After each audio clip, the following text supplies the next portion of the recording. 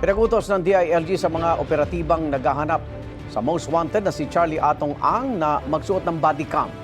Ayon kay Interior Secretary Junvic Remulla, paraan yan para maiwasan ng hulidap o posibleng pangingikil ng mga aaresto sa negosyante. Anya, baka makakita ng pera at matukso ang mga otoridad sa mga raid para mahanap si Ang.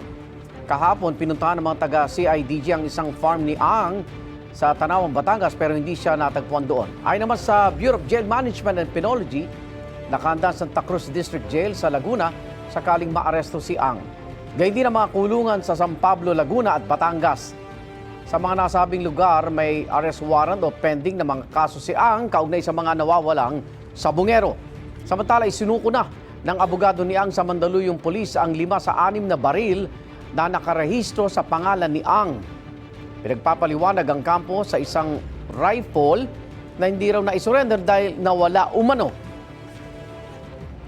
Binibigyan po natin sila ng ample time at ngayon po ay nagkusa na sila. Hindi na po siya considered na armed and dangerous.